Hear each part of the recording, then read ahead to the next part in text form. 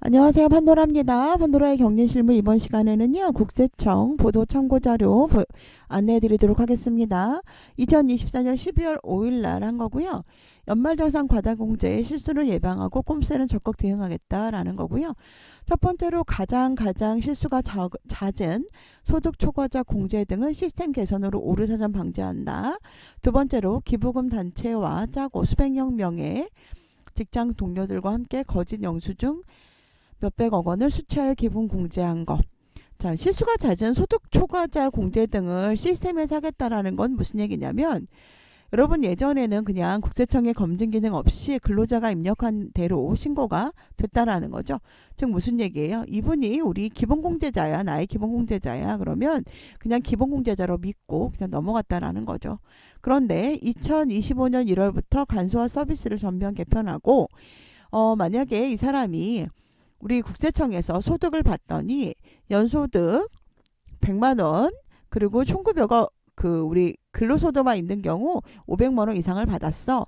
그러면 이 사람은 너의 일반 소득 공제 대상이 아니다. 소득이 초과됐기 때문에 여기 2024년 귀속 소득 초과 부양가족 내용이기 때문에 너희 이세정 씨는 소득이 초과해서 당신의 기본공제 대상이 아니야 라는 걸 보여주겠다는 얘기죠. 그리고 또한 여러분 돌아가신 분 있잖아요. 원래 2024년 안에 돌아가셨으면 이분의 공제를 받을 수 있는데 23년 이전에 우리 돌아가셨으면 소득공제 못 받죠. 그래서 그분들에 대한 거는 아예 원천적으로 재료를 주지 않겠다. 간소제로 주지 않을게. 그러니까 너희가 잘못 신고해서 이 가산세 등의 불이익을 받지 않도록 우리가 미연에 방지할게 라는 내용이죠. 즉 근로자가 각종 공제 요건과 부양가족의 연간소득 금액을 한 번 더 확인하도록 팝업 안내를 강화해 신고 오류를 최소화하겠다라는 거고요. 두 번째로는 거짓 기부금, 영수증 수취 등 사실과 다른 소득 세액 공제로 세액 부담을 현저히 감소시켜. 이게 무슨 얘기예요? 자기가 이거는 만약에 여러분들 어떤 종교단체에서 기부금을 냈는데 자기가 내지 않았어요. 그런데 그 업체랑 짜고 내가 돈을 우리가 얼마큼의 기부금을 낸 걸로 해서 해주세요 라고 해서 세액 공제를 받아서 세금을 되게 적게 냈다라는 얘기죠. 세 부담을 현저히 감소시켜 세를 덜 냈다는 얘기죠. 설실신고 분위기를 해치는 행위에 대해서 점검 대상을 확대하여 부당공제 심리를 차단해나겠다라고 이야기하고 있습니다. 어쨌든 너희가 잘 몰라서 하는 실수와 너희가 알고도 하는 그런 불법 행위들에서 우리가 막아보겠다라는 얘기겠죠. 자, 그러면 우리가 많이 틀리는 게 어떤 건지 한번 확인해 보도록 하겠습니다. 자, 주요 과다공제 한번 볼까요? 소득 초과자 소득이 얼마 이상? 연소득 100만원, 근로소득 500만원 이상이면은 기본공제 대상자 아니다 라는 거죠. 사망자 공제 등 또는 부양가족을 엄마를 나도 하고 동생도 하고 이렇게 하면 안 된다는 얘기죠. 부양가족 기본공제를 중복공제를 받으면서 신용카드 보험료 등도 같이 과다공제 받는 실수부터 친인척 등을 기초생활수급자로 허위 입력해 공제받거나 거짓 기부금 영수증을 이용하여 세액 공제를 받아 고의로 세부담을 줄이려 한 경우까지 다양한 사례가 있었다라는 얘기죠. 자, 근로자 A가 소득 기준 초과자 공제에서 가장 빈번한 사례. 근로자 A 엄마가 부자시네요. 상가를 양도했대요. 소득금액이 100만 원을 초과한 사실을 알지 못해서 평소대로 엄마를 부양가족으로 근적 공제하면서 어머니를 위해 지출한 보장성 보험료와 어머니가 기부한 금액도 공제받았다가 연말정산 과다 공제 안내를 받았다. 맞벌이 부부 근로자 B는 배우자의 간소화 자료를 제공받으면서 부양제 가족 공제 대상자로 기본값이 설정되어 있어.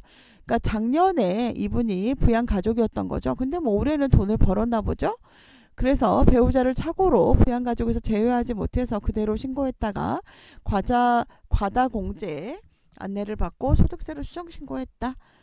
여러분 저 아는 지인이 옛날에 와이프가 약국을 하셨거든요. 돈 엄청 많이 받잖아요. 근데 이분이 이분 와이프를 기본공제 대상자로 했어요. 그랬더니 한 1, 2년 후에 날라오더라고요. 잘못 신고했다고. 그럼 이 책임은 누구한테 있어요? 본인한테 있다라는 거죠. 왜냐면은 그 내용을 우리는 알 수가 없잖아요. 그래서 그분이 가산세를 냈던 그런 기억이 있습니다. 두 번째로 기부금 단체와 짜고 동료들과 거짓 영수증을 수취하는 등 기부금 부당공제. 종교단체 대표자님께서 수수료를 주고 수수료 받고 우리 이 사람 돈 안 냈는데 이 사람 뭐 헌금을 냈다거나 기부금을 냈다거나 이렇게 신고를 해줬다라는 얘기죠. 그런데 자기만 한 것도 아니고 대기업에 다니고 있는 분들이 동료 수백여 명과 함께 이래서 들켰겠죠. 자기만 했다면 안 들켰겠죠. 그죠? 근데 동료 수백여 명이 함께 기부 없이 몇백억 원의 기부금 영수증만 거짓으로 발급을 받았답니다. 저는 왜 들켰나 했더니 이렇게 수백 명이 했으면 들킬 가능성이 있겠죠. 자, 근로자 B와 사업자인 배우자 C는 동일한 기부금 영수증을 사용해서 아니 신고했는데 뭐 부부 둘이 같이 했을 수는 있겠죠. 뭐 근데 뭐 헌금을 내거나 했는데 둘이 같이 했다 그래도 동일한 기부금 영수증으로 연말정산하면 안 된다라는 거죠. 한 명은 세액공제, 한 명은 종합소득, 근로소득만 있는 경우, 이거는 다른 소득이 있는 경우 이렇게 두 개를 동시에 받았다. 그 외에 부양가족 중복공제 등 잦은 실수 사례. 어머니가 기본공제 대상자이긴 한데 한 명만 받아야 되잖아요. 근데 나도 받고 우리 아버지도 연말정산 때 받았다라는 거죠. 둘 다 기본공제 그 대상자로 하셨나 봐요. 아버지가 2022년에 돌아가셨는데 23년 미처 자료를 수정을 하지 못해서 23년에는 기본공제와 경로우대 추가공제 150만원 100만원이잖아요. 그러다 보니까 250만원이니까 과다공제 됐다라는 얘기죠. 집 샀는데 월세 세액공제 받았다는 거죠. 그 연도에 샀으면 안 되잖아요. 그래서 받았다라는 거죠. 친인척이 부양가족이 아닌 조카를 법정 기본공제 대상으로 삼았다. 여러분 뭐 아시겠지만 형제, 자매, 그 다음에 부모, 내 자녀 이렇게 그다음에 내 손주까지 이렇게 기본공제죠. 위에 있는 거를 뭐라 그러죠? 존속, 아래에 있는 사람들을 비속, 내 주변에 있는 사람은 형제, 자매 이렇게 하죠. 기본공제 대상자. 자, 그리고 소득기준 초과 부양가족 공제, 부양가족 중복공제, 사망자 또는 공제 대상이 아닌 부양가족을 공제, 주택자금 월세 세액공제, 기부금 세액공제 등을 했다라는 거죠. 주요 과다공제가 소득이 너무 많은데 나한테 기본 공제 대상자로 삼았는데 여러분 아시겠지만 돈 많이 벌면 그 사람이 자기가 공제를 해야 됩니다. 그 다음에 맞벌이 부부가 부모 또는 자녀를 중복으로 공제하면 안 되겠죠. 형제 자매가 각각 부모를 중복으로 공제해도 안 되겠죠. 그리고 여러분들 올해는 괜찮은데 작년에 돌아가신 분 안 되고 직계 존비속이 아닌 친인척, 삼촌, 고모, 이모, 조카 등을 부양가족으로 공제하는 경우도 안 된다라는 거죠. 과세연도 말 기준으로 집이 있거나 2주택 이상인 자가 장기주택, 저당차입금, 이자 상한의 소득공제 받아도 안 되고 그 집이 있으면은 여기 주택 임차 차입금, 원리금 상한액, 주택 청약 저축, 소득공제 또는 월세 세공제 받으면 안 된다는 거죠. 그리고 기부금 내가 내지도 않았는데 냈다고 뻥치면 안 된다는 얘기겠죠. 자, 여러분들 이제 2025년부터는 조금 더 세금에 대해서 이렇게 좀 강화한다는 의미로 보입니다. 여러분 실수하지 마시고요. 공제 잘 하시기 바랍니다.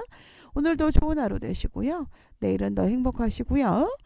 연말정산 이제 슬슬 준비해야 될 때가 벌써 됐네요. 이제는 1월에서 2월부터 슬슬 준비해서 3월 10일까지 신고하고 연말정산뿐만 아니라 지출결의서도 함께 제출하셔야 합니다. 그리고 1월 달에는 우리 직원들을 미리 등록을 해놔야지 그래야지 이분들 자료를 우리가 볼 수 있겠죠? 예. 여러분 오늘도 좋은 하루 되시고요. 다음에 뵙겠습니다. 도움이 되셨다면은 구독과 좋아요 그리고 다정한 댓글 부탁드립니다. 안녕히 계세요.